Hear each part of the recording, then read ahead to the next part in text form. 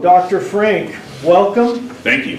The County Council is going to be keeping time on everything. Sure. And so without further ado, please begin. Good to be with you guys again. I was here in July 2nd. We had some technical problems that day, so my slides, the people in the audience couldn't see them. But what I did, and I'll just show you a picture of that, is like just yesterday in the hotel room, I took the recording and put it on YouTube. I guess in here, once again, the people in the room aren't going to be able to see the whole screen, I guess, but the people online can. And I created a video of that, 20 minutes long, where on YouTube. So, and I inserted my slides during the talk. So it makes it easy for people to watch. So anybody who missed that earlier one can now see it. So I did that for you guys, and I'm glad today that the people in the audience are going to be able to see it. And where is that available? On YouTube, and if you go to Douglas Frank YouTube channel, it'll be there, and you'll be able to see the original recording. Was put there by Rob Taylor on the Rob Taylor Report website. It's just that one doesn't have the slides in it. So I downloaded that, added in my slides, and then posted that so people can see that on my channel. Very good. I'm a scientist. I have a PhD in surface electroanalytical chemistry. I've been did that most of my career for 40 years. I have 60 scientific peer-reviewed publications. In 1990, I was nominated for a Nobel Prize in Chemistry for one of my discoveries. It made the cover of Science magazine, which is the leading journal in America in science, and Naturwissenschaften, which is the leading journal in Europe for that. So also had cover articles in Nature that people know about. So in other words, it was a big deal.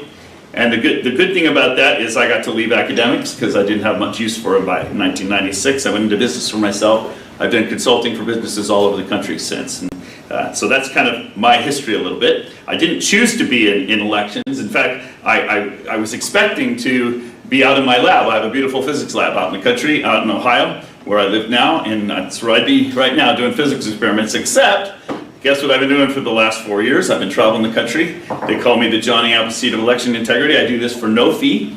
I don't charge anybody for my work. People chip in and help pay for my plane tickets, but I don't charge anything. A lot of times I pay for everything. So that's the way it is. I've spoken now to over 100,000 people in person, over 650 formal presentations. So I've been pretty busy. 25 out of 30 days a month I'm on the road talking to people. They call me the Johnny Appleseed of election integrity. Because the LA Times did a hit piece on me last year. It was a pretty cool, actually it wasn't too bad as far as hit pieces go.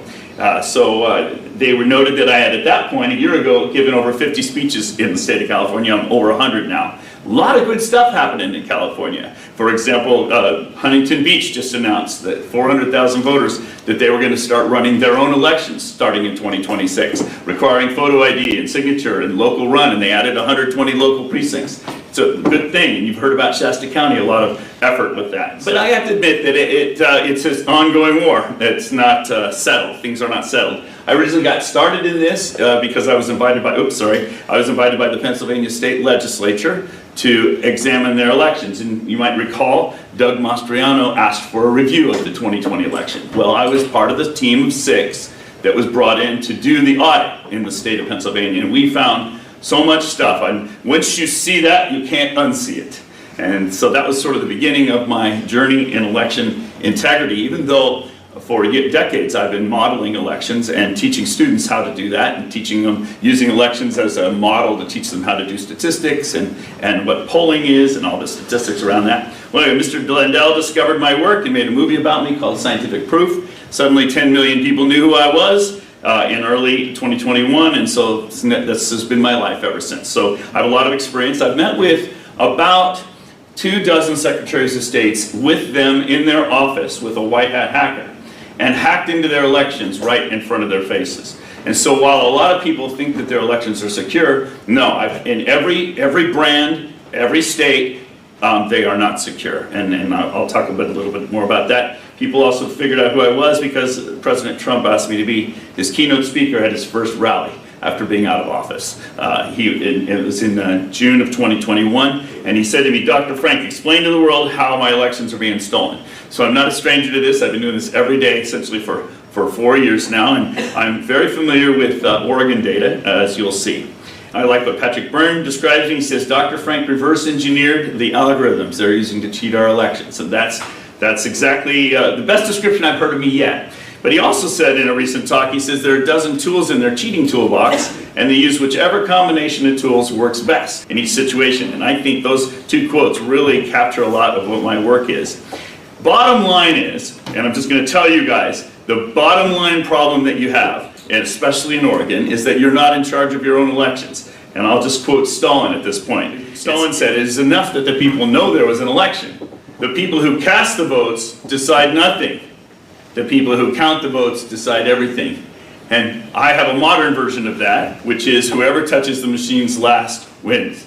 So, in other words, the problem is you're not the one in control of your elections, someone else is, and I can prove that to you. Now, I'm not going to do this in today's presentation, but I wanted you to know that this is what I'm doing, and this is what I'm doing in Coos County. In fact, I met with the team yesterday. As I'm going around the country building teams that are learning how to, I'm passing along the wisdom that I've learned from around the country, how to take back control of their elections. I call it the 7 steps, and there is a 7 steps team now established in your county, and they are working towards this. So you'll be hearing more about this from them. It's important to me that you realize that it's not me doing it, it's your citizens doing it. I'm just coaching them. So it's really a local movement that I'm coaching through on this. Now let's just talk about the state of Oregon. And this first graph is a very illustrative graph. So what this graph shows is from 1960 to present. The top blue curve is how many people are 18 and older in the state of Oregon.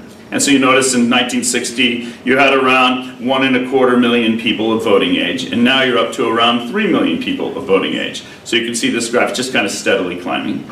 And then this second curve down, this black curve, shows you how many people are registered in each of your elections. So it's every 2 years. It shows you, and these data are right from the Secretary of State website, so I'm not inventing any of this. It's just downloading and showing it. And you'll notice that for the most part it tracks pretty well. There's some bumps and wiggles. But right here, starting in 2014, you'll notice that the voter rolls suddenly really surge quickly to where you've essentially got everybody registered in each state. And that's because you have all these automatic systems for registering. In fact, I was just reading the newspaper article this morning. Your Secretary of State has put a pause in your state on the automatic registration of people through their DMV. Why did they do that? Because you're putting a whole bunch of people in the rolls that don't belong there. Okay, it's a huge error, and your Secretary of State has acknowledged this. Well, this is a symptom of that. This graph shows that exact process happening.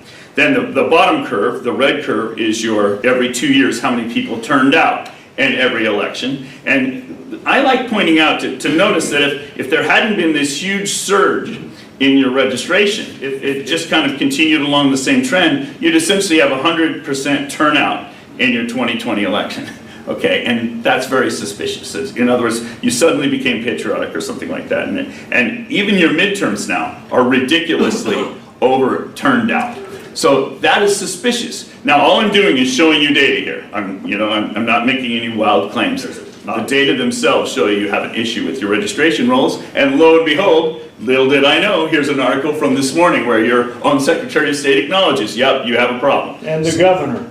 And yeah, exactly. So it ain't me necessarily. Your own data show that, and so do your own leaders in your own state. Now, if you just do a very simple comparison where you compare the trend in your population to the trend in your voter rolls, it shows that you have about 640,000 too many people in your voter rolls. Okay, it exceeds the population trend. That's a huge number. That's like a 1 in 4. 1 in 3 to 1 in 4 of the people in your voter rolls are not real voters. They don't belong in your rolls. Now, let's just keep it easy. Let's just say it's about 30%. Well, that means that 70% of the people in your rolls are likely to be real voters, and that you should give them a ballot and they should vote. And the other 30% don't belong there. Well, so what's the problem with that? Well, as long as, if you had in-person elections and people showed up and voted, well, probably no problem at all with that, because people would show their ID and they'd be real voters and you'd give them a ballot and they'd vote. But in Oregon, you have a problem. You mail ballots to all these people, okay? And so you're basically littering the sidewalks with ballots that are to people that are not real voters. So anybody who wants to cheat the election has got a ready reserve of ballots that they can scrape up. And when you're talking about 640,000 in your state that are just basically floating around on the pavement, that's a pretty serious issue. So that's the problem. Now, you're not exempt here in Coos, and I'll just show the same kind of graph for Coos County, 1980 to present, across the bottom. Good, people here can see it. Notice that the blue curve is the population, and basically you're unchanged now for over that period. Last 40 years, your population's pretty steady. Okay, that blue, your little bumps and wiggles, but basically it's flat. So and then here's your voter rolls. From the black curve is the voter rolls, and you notice it just tracks pretty much regularly. In fact, election experts will tell you that a clean voter rolls typically has about 70% of the population in it, the voting age population, and there you are, right about there. So I would guess, I mean, just back of the envelope calculation, I would say your voter rolls were great in Coos County until 2014. Then something happened, and notice how they've just suddenly begun surging, just like the rest of the state. Now, why is this important? It's important for me to point this out because this is not your local clerk doing this. This is in every county in the state, and I'll show you that in a minute.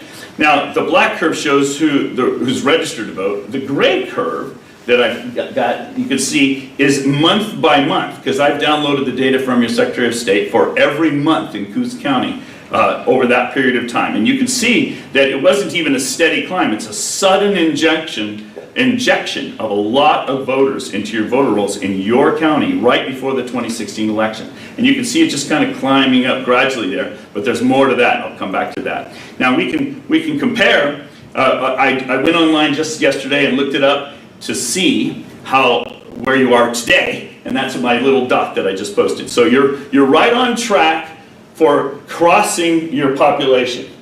And I want you to know there are 8 states in the country and 350 counties in that situation where they have more people in the voter rolls than they have people.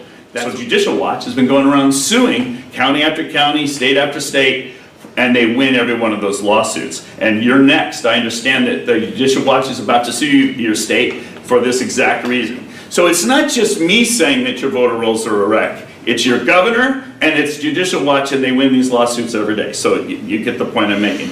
You also have the same issue with your voter rolls and your turnout. You notice you have this ridiculously high turnout in 2020, and if your voter rolls had just been kind of continuing along the same trend, you'd have more than 100% turnout in your elections. So the first point is your rolls are growing faster than your population, and the second point, and I can do the same calculation, your voter rolls in Coos County have 47% more people in your rolls than you would expect based upon your trend. That is a huge issue. It's 16,000 people probably don't belong in your rolls. And if we just compare the trend, you notice if you just follow the trend of your registration, you'd have more than 100% turnout in 2020, for example. So that's a serious issue. It questions the integrity of your elections. Now what I did is I downloaded for every county in Oregon, all 36 counties, how many people were in your voter rolls according to the Secretary of State for every election since 1980. So I'm just showing you the number of people in the voter rolls.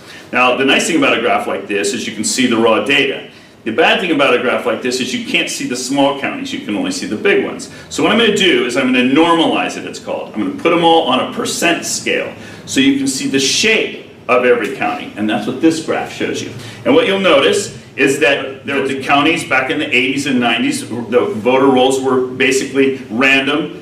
But starting around 2002, they started to sync up. By the way, that's Help America Vote Act, so that's where there's a federal intervention. And then look at 2014. Basically, all of the counties in Oregon, every one of them started surging in the voter rolls. So that's clearly not every individual clerk in every individual county suddenly going, well, I'm going to start registering people. This is a state issue. It's the state putting people in your rolls, not your local clerk putting people in your rolls. If it were, they'd all behave differently. No, they're all behaving exactly the same, and at the same rates even. It's shocking to see that. So in other words, I want to make this absolutely clear today. I have nothing against your local clerk. He's not the problem. Oh, pardon me.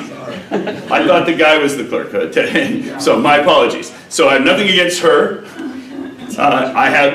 She's probably just using the state system like all the other clerks are. The problem is the state system. And that's why the governor, for example, today is saying, whoa, everybody, stop. We can't use this system. We're putting people in the rolls that don't belong there. The problem is you don't have local control. Because your own local clerk wouldn't be putting the wrong people in the rolls. They know everybody local. They're not going to make that mistake. So I've done the same thing month by month since 2014 because I'm able to download those data from the Secretary of State. But once again, you can't see the small counties, so I'm going to normalize it so you can see. And you'll notice that, for example, you can see that surge in every county right before 2016. All the counties surged at the same time, and then they've all just been climbing ever since. There's one county, Wheeler, that seems to have cleaned up the rolls a little bit. But since this is a percent scale and they're a tiny little county, it doesn't take much to make a big change. So that's what's going on with that. But anyway, I just wanted you to see, what I'm trying to do is I'm proving to you that your local clerk is not in charge of your rolls. The state is in charge of your rolls, and that needs to change. You need to be in charge of your own voter rolls. Here's another way to prove that your voter rolls are not okay. It's called the churn calculation. And imagine that 10 people move out of your county, out of 100, and 10 move in. We call that a 20% churn. So you have 100 people, 10 move out, 10 move in. That's 20 changes out of 100. We call that a 20% churn. So I always like to ask people, what do you think the churn is in your county? And over the last 3 years, I have multiple copies of your voter rolls, and I'm giving them to your local people to help them find phantom voters and fraudulent voters. And I'll say to them, what do you think the churn is in your county? So over the last 3 years, how many of the records in your rolls have been added or deleted? And if I told you that was 40%, that would shock you. In other words, your rolls in your county have changed 40% in the last 3 years. That's your churn. It's dramatic, and I can show you that. This graph shows, this table shows this, where and it seems like every year you have the same amount of people being added, removed. Now, when you say something like that in public, the usual response of the clerks or the Secretary of State will be, "Oh yeah, that's normal, Dr. Frank. We always remove people that are dead or moved away or they're inactive." No, here I'm showing you that who's being removed and added. I can compare name to name. So I'm not looking at the totals, I'm looking at who they added and who they removed, and that is a consistent rate year to year. And it's the same in every county. So wait a minute, the same number of people are moving in and out of every county in Oregon? That's suspicious. I don't believe that. And obviously the local clerk is not, each local clerk isn't doing their duties in exactly the same relative proportions. That doesn't make sense. It's happening across the state. But even more importantly than that, not only have 40% of your records changed, but if you look at everybody who voted in 2020 in Coos County, 12% of them have now been removed from the rolls. And that number is the same all over your state. Why would 12% of the people who voted in every county in Oregon suddenly be not in your rolls anymore? And it's not suddenly, I take that back, it's 4% a year, and that's what my table showed. Now, these are all, this table I put in that video that was online, so people can come back and look at those numbers in more detail later. It's hard to talk about it. Now, so everything I've talked about so far is basically voter rolls. Now I'm going to talk about turnout. And so what I've done is I've shown as a percentage scale here the turnout for every county in Oregon since 1980. So it's every 2 years I'm telling you what the turnout is. And I've already normalized it for you because it's hard to see the small counties. You'll notice that the turnouts used to be random in your state, but as of 2002, HAVA, Help America Vote Act, that's when you started adding electronic machines, and that's when Oregon started going full bore ahead with your all mail-in voting. You notice that it starts syncing up, and now all your counties are voting in sync. The turnouts are moving together. You're moving in the same proportional turnout, and that brings up this lovely graph. This is from your county. This is from the 2020 election. And what this graph shows across the bottom is the age of every one of your voters, 0 to 110 years old on the bottom. And the vertical axis tells you how many people there are. So the blue curve, this one here, I'll trace it out here, this blue curve along the top, that's the population of Coos County by age. That's your demographics. That's from the United States Census, the most recent one. And so what happens is, you'll note, I see you don't have a university here because usually there'd be a lot of kids down here around 20 years old. And it looks to me like you're an older community. In 2020, the most common age was around 65. So you're an older community, and then people begin to pass away, and that's why the curve drops off here. I joke about that. That's how God cleans the voter rolls. People pass away. Okay. So anyway, so the blue curve is the population, and then the black curve, well, let me do the gray curve first. The gray curve is everybody in your voter rolls by age. And you'll notice you have some ages where you have more people in the voter rolls than you have people. But this includes the inactive voters, this gray curve, this top curve. The black curve shows you how many people are in the voter rolls by age that are considered active voters. So if you just were to compare the black curve with the blue curve, the who's registered compared to who you have, you'll notice that about age 70 and up, you've got everybody registered. Everybody in your county is registered 70 years and older. And that's a surprising result. I don't think that's likely to be true. But even more scary, look at the red curve. The red curve is the number of people who voted in 2020 by age. And you'll notice that you have ridiculously high turnouts. Almost everybody voted too, as well, who's above 70 years old. So that's very suspicious. It doesn't necessarily prove fraud, but it also tells us which doors we need to knock on to find fraud, potentially. So these are just data. I'm just showing you what the Secretary of State will give anybody who requests it. These are data. I haven't said anything about any math or anything. Now I'm going to add a little bit of math. I'm going to say, you notice that this black curve and this red curve look similar in a lot of ways. Well, if I take the ratio between the black curve and the red curve, and I make a very simple assumption, if I assume that that ratio is the same in every county in Oregon. So for example, at 18 years old, looks like about 500 people voted in Coos County, are registered to vote actively, and looks like about 250 of them voted. So if I take the ratio between the black and the red curve, and I do that for every age, and then I make a really simple assumption. I assume that that ratio is the same in every county in Oregon. In other words, I take one county, I look at who's registered, I look at who voted, and I say, what if that is the same in every county? What if I assume that, but I'm only looking at one county? Then I predict the light blue curve that's under the red curve. In other words, I can predict who voted by age in every county in Oregon to preposterous accuracy. So this is called the correlation coefficient. You know, in science we're not allowed to say preposterous accuracy. We have to have a number. And so this R, it's called the correlation coefficient. This 0.998 tells you how good of a prediction it is. Now what's important for me to say about this is not me saying, whoa, look how good of a predictor I am. That's not what I'm trying to say. What I'm saying is I'm making an assumption. I'm making the assumption that if I look at one county, I can predict all the others.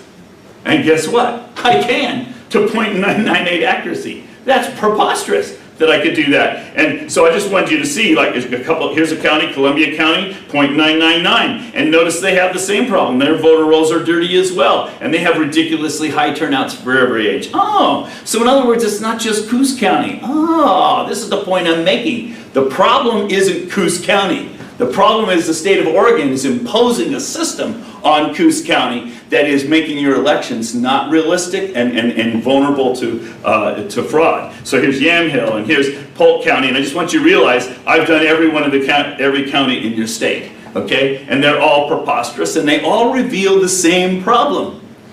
Now, just one point of clarification while these are scrolling by. You notice I took a ratio between the black curve, who's registered, and the red curve, who actually voted, and I made an assumption. I said if I look at that for one county, I can predict all the other counties. What am I really saying? I'm really saying that everybody in Oregon, in every county, votes in exactly the same relative proportions. And that's kind of a stunning claim. That's the assumption I make. Now you might say, well, gee, Dr. Frank, does that work anywhere else? Funny thing is, if I step across the border to Washington, it doesn't work. If I go down to California, it doesn't work. If I go across the border to Idaho, it doesn't work. In other words, that assumption only works in your state. Now I'll go to the neighboring state and I look at one county in that state, and if I assume that one county is the same as all the other counties in that state, guess what? I can predict everything in that state. So in the early days, I used this calculation to prove to people that the elections were centrally controlled state by state. And guess what? We know that. I just showed you the voter rolls are centrally controlled, so it's not a surprise that state by state they'd be centrally controlled. So the next thing is people say, well, how can that possibly exist, Dr. Frank? How can they be centrally controlled? The answer is because they are.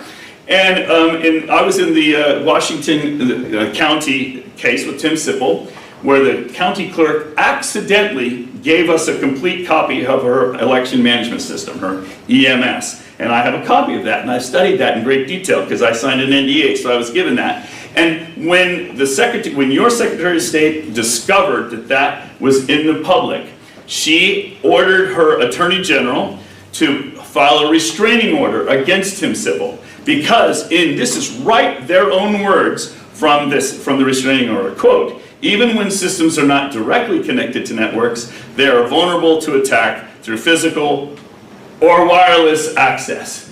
They're essentially admitting that these machines can connect to the internet, and that's them saying it, not me. Okay, but I've seen, now that I've seen the EMS, and now I've seen the copies of the systems, absolutely. So the point is, and I can talk about this more later, the way that it's centrally controlled is that they're connected to the internet. Now the way that the fraud is happening, everybody thinks that the machines are flipping the ballots. So you notice I've hardly talked about the machines. I don't really think the machines are the core problem. The core problem is your voter rolls. But the machines are complicit, because the machines tell the people, they report in real time what the tallies are. So if you're a bad guy and you want to stuff ballots, you need to know who's voted, and you need to know what the tallies are, and that way you know how much to stuff. So this example from the state of Michigan, everybody's seen this graph where it suddenly jumps straight up. That's not ballot flipping, that's ballot stuffing. Someone looked and saw, oh no, we're behind. How much do we need to add? And they added what they needed to add. And that's the situation we are with you guys. You've got 30% ballots floating around, littering your sidewalk, and somebody just has to look at the machine reporting and say, oh no, we're behind. Let's scrape some of those up and stuff them. That's your vulnerability. It's a ballot injection. And if you think you have signature protection, signature verification, and that'll protect you, just as an example, and I think I'm going to run out of time with this, I just came from St. Charles County, Missouri, and we found a voter who was registered to vote in 1964, and she never voted, except absentee in 2020. So we went and knocked on her door. Felicia Jones isn't her real name, just my example here. And we asked the county clerk, may we see a copy of her request for absentee ballot? So they gave us that, and sure enough, it was filled out by hand, and she signed the bottom. And then I said, we'd like to see a copy of her registration card from 1964. And when we looked at those two and we digitized them, the signatures were a perfect match, pixel for pixel. Okay, so clearly signature verification didn't work too well, huh? It worked too well. The problem is that you and your state have given away all the signatures for every one of your voters to an NGO called, a non-government organization called ERIC. You've given away all your DMV records. You've given away all your, I hear the bleep. You've given away all those records to an outside organization who now have all the information they need to steal your elections. Yeah, so what are my recommendations? I think you need to have local control of your elections. I trust your clerk more than I trust your state. Bring it back under your own umbrella. And you need to have security evaluation of your machines. And I've been doing this all over the country, and you've heard some of them. Some of them make the media. It's called pen testing or penetration testing, where you hire somebody, they're a white hat, they're licensed to hack into your system to verify whether they're secure or not. And we have never failed, by the way. Every vendor, we can hack into every single machine. And I think, and I would recommend to you, and I did make this recommendation to you on July 2nd, what I've learned around the country is folks like you in your public meetings, we don't get to usually have one like this, by the way, I congratulate you on that.